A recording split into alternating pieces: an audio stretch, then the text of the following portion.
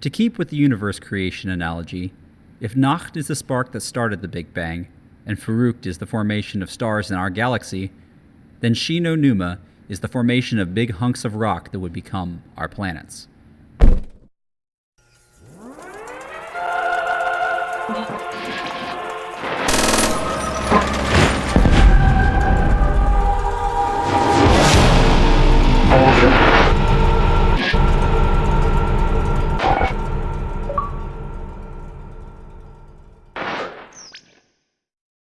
Return Through Aether is an audio presentation of Rad Zakpak's nostalgic 10-year anniversary tour of the Call of Duty Zombies Aether maps, voiced by Nabber Zunter for the Call of Duty Zombies forums. Join us at the original Zombies community, callofdutysombies.com.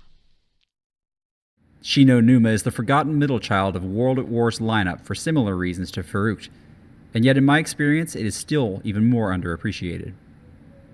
Shi no Numa is where Treyarch tried their hand at creating characters and lore for their new universe, and ended up sparking a community ravenous for answers behind every little detail carefully placed in this mode. And it also created some of the most iconic characters in Call of Duty history. While it may sit in the shadow of its younger brother Dariza, I think Shi no Numa deserves another look. I started the game by taking a look at the hanging man we now know as Peter McCain. Right from the start, I feel a sense of darkness and mystery, and I will reluctantly seek out the secrets hidden within this swamp. I follow my normal routine of buying the barrier in the middle of the spawn, and bought the Thompson when I had the points. After I'd built up enough points again, I bought my way into the comm room area, as I've been doing for years. The comm room is where I spend 80% of my time playing Shi no Numa at any time, and for good reason. The comm room is a wide open space with maneuverability, perfect for training zombies. Shi no Numa was where this strategy really took shape, as it allowed for higher rounds to be achieved than with camping, and was perfect for solo play. But the comm room is not the only location to explore.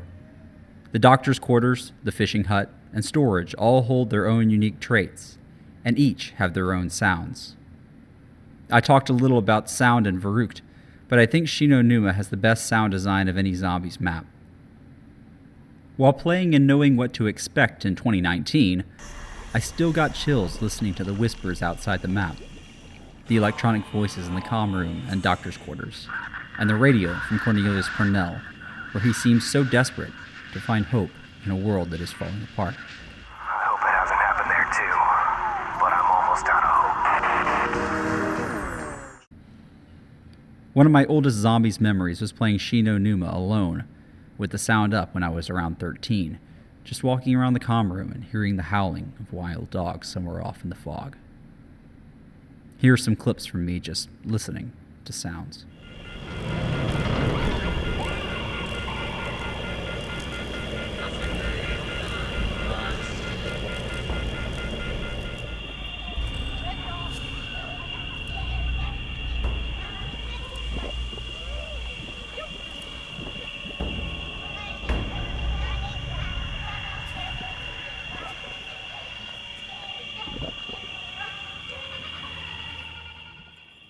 And then there's the laughing when you interact with a book in the doctor's quarters, the dialing and whispering of the phone before Kevin and Elena's The One plays, and the low hum of the Alien 115 rock outside storage. Combine all that with the addition of honest-to-God characters with names and personalities, and it's clear Treyarch really went all out in making Shi no Numa something special. This was the start of Ultimate's journey, though it hardly felt like a journey at the time. No one could have imagined how far our four characters would come since their humble beginnings. Their models were recycled from the campaign. Their voice actors were likely already on hand for the thousands of other voice roles they do in the video game industry, and their personalities are stereotypes from their respective homelands. Yet they've stuck around for 10 years and will soon meet their conclusion. I cannot, however, neglect to mention the Wunderwaffe DG2. While it is more iconic in Dariza, I believe its place in Shi no Numa may be more significant, as a sign of what Treyarch wanted for the world they had created. Nacht and Farouk feel like war-torn locations with limited amount of technology present. Shi no Numa also has little in the way of future technology aside from the electric traps. The presence of the Wunderwaffe, however, signified, in my eyes, a push towards the combining of World War II aesthetic with retrofuturism, something we'd see in spades with Der Riese in every future installment. While the ray gun felt like a novelty that could easily just be from space, the DG2 felt more realistic, like it was crafted by man. It set the precedent for space-age pseudoscientific technology, clashing with the undead, and allowing Der Riese to do what it did so well without feeling like it had pushed the envelope too far. After spinning the box until I got the Wunderwaffe in today's game, I'll admit I got a little cocky, having so much fun with it.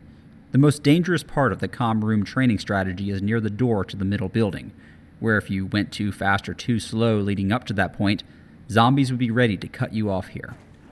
I unfortunately fell into this predicament, getting surrounded in the mud, unable to wriggle to safety. I survived 18 rounds.